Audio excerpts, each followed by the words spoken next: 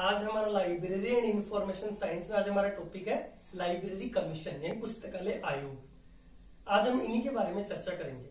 तो स्वतंत्रता से पूर्व हमारी जो ब्रिटिश सरकार या केंद्रीय सरकार थी उसने पुस्तकालयों के विकास के लिए या शिक्षा के विकास के लिए समय समय पर अनेक आयोगों का गठन किया। इन आयोगों की स्थापना करने का उद्देश्य है विश्वविद्यालय, महाविद्यालय और विद्यालय में जो शिक्षा पद्धति थी उसका विकास करना था। इन उद्देश्यों की पूर्ति के लिए अनेक आयोग गठन किया और इन आयोगों का संबंध किसी न किसी रूप से सार्वजनिक पुस्तकालय, शैक्षणिक पुस्तकालय और विशिष्ट और शोध पुस्तकालय से रहा है। ठीक है, तो आज हम इन्हीं आयोगों में से कुछ जो हमारे शैक्षणिक पुस्तकालय से संबंधित आयोग है उनके बारे में हम चर्चा करेंगे। तो सबसे पहले मैं आपको बताना चाहूंगा कि हमारा ब्रिटिश सरकार के द्वारा नियुक्त जो प्रथम आयोग था, ठीक है, वो था हंटर आयोग। हंटर आयोग ब्रिटिश सरकार के द्वारा भारत में सर्वप्रथम जिस आयोग की स्थापना की गई उसका नाम था हंटर आयोग। और हंटर आयोग क्या था कि ब्रिटिश सरकार के द्वारा 1854 में एक वुड का डिस्पैच घोषणा पत्र पारित किया गया जिसमें कुछ सिद्धांत थे जो शिक्षा से संबंधित थे और इन सिद्धांतों को क्रियान्वित करने के लिए ब्रिटिश सरकार के द्वारा हंटर आयोग की स्थापना की गई। हंटर आयोग की स्थापना की गई 3 फरवरी 1882 को। हंटर आयोग की स्थापना लॉर्ड रिपन के द्वारा की गई थी। तो आज हम हंटर आयोग के बारे में चर्चा करते हैं। सबसे पहले तो आप इसका स्क्रीनशॉट लेना चाहें तो स्क्रीनशॉट ले लीजिए ताकि फिर मैं इसको एक्सप्लेन कर देता हूं।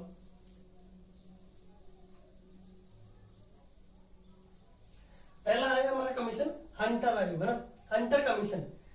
तो हंटर कमीशन ब्रिटिश सरकार के द्वारा भारत में जो प्रथम आयोग की स्थापना की गई वो प्रथम आयोग था हंटर आयोग। हंटर आयोग की स्थापना ब्रिटिश सरकार के द्वारा कब की गई? 3 फरवरी 1882 को ब्रिटिश सरकार के द्वारा हमारे जो पहला आयोग था वो था हंटर आयोग की 3 फरवरी 1882। हंटर आयोग का अध्यक्ष कौन था?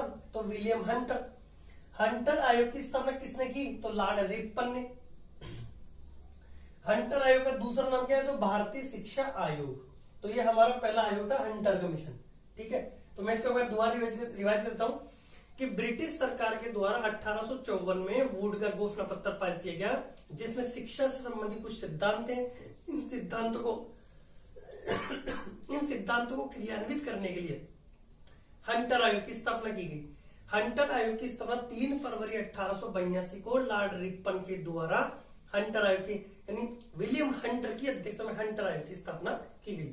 ठीक है, और हंटर आयोग का संबंध शैक्षणिक पुस्तकालयों से है। अब हमारा दूसरा आयोग है रेले कमीशन। रेले कमीशन ब्रिटिश सरकार के द्वारा विश्वविद्यालयों में जो शिक्षा पद्धति उस शिक्षा पद्धति में विकास करने के लिए और कुछ सुधार करने के लिए रेले कमीशन की स्थापना की गई। ठीक है, अब हम पढ़ते हैं रेले कमीशन। रेले कमीशन का गठन कब किया गया? तो रेले कमीशन का गठन 27 जनवरी 1902 को रेले कमीशन का गठन हुआ। रेले कमीशन की स्थापना किसने की? तो लॉर्ड कर्जन ने। रेले कमीशन का अध्यक्ष कौन था? तो थॉमस रेले को जो रेले कमीशन थी उसका अध्यक्ष बनाया गया थॉमस रेले। रेले कमीशन का दूसरा नाम क्या है? तो भारतीय विश्वविद्यालय आयोग। रेले कमीशन का संबंध किस प्रकार के पुस्तकालयों से है? तो शैक्षणिक पुस्तकालयों संबंधी हमारे रेले कमीशन। तो एक बार मैं दोबारा बताता हूं कि रेले कमीशन का गठन ब्रिटिश सरकार के द्वारा विश्वविद्यालयों में जो शिक्षा पद्धति थी उसमें विकास करने के लिए या सुधार करने के लिए रेले कमीशन की स्थापना की गई। रेले कमीशन की स्थापना 27 जनवरी 1902 को की गई और इसका अध्यक्ष बनाया गया थॉमस रेले को। ठीक है, रेले कमीशन की स्थापना लॉर्ड कर्जन के द्वारा की गई और रेले कमीशन का संबंध शैक्षणिक पुस्तकालयों से है। इसका दूसरा नाम है भारतीय विश्वविद्यालय आयोग। ठीक है, अब हमारा है तीसरा कमीशन है हमारा सेडलर कमीशन यानी सेडलर कमीशन। ठीक है, सेडलर कमीशन का संबंध कलकत्ता विश्वविद्यालय से रहा है और कलकत्ता विश्वविद्यालय में शिक्षा से संबंधित कुछ समस्याएं थी। ठीक है, उन समस्याओं का निराकरण करने के लिए सेडलर कमीशन की स्थापना की गई। सेडलर कमीशन की जो कमीशन था, सेडलर कमीशन में भारत की तरफ से 2 व्यक्ति थे। एक तो आशुतोष मुखर्जी जिसे बंगाल के बाघ के नाम से भी जाना जाता है और दूसरा व्यक्ति था वो था हमीमुद्दीन। ये 2 व्यक्ति थे सेडलर आयोग में भारत की तरफ से। सेडलर आयोग की स्थापना करने का उद्देश्य ये था कि कलकत्ता में जो कलकत्ता विश्वविद्यालय है उसमें जो शिक्षा संबंधी जो भी कमियां थी उन कमियों का निस्तारण करना के लिए सेडलर आयोग का गठन किया गया। सेडलर आयोग की स्थापना 1917 में सेडलर आयोग का गठन किया गया। सेडलर आयोग की स्थापना किसकी अध्यक्षता में हुई? तो माइकल सेडलर, सेडलर आयोग के जो अध्यक्ष थे वो है माइकल सेडलर। सेडलर आयोग की स्थापना का उद्देश्य क्या है? ठीक है, सेडलर आयोग की स्थापना करने का उद्देश्य था कि भारत के जो राज्य हैं उन सभी राज्यों में शिक्षा की जो स्थिति थी उस शिक्षा की स्थिति में सुधार करने के लिए सेडलर आयोग का गठन किया गया ब्रिटिश सरकार के द्वारा।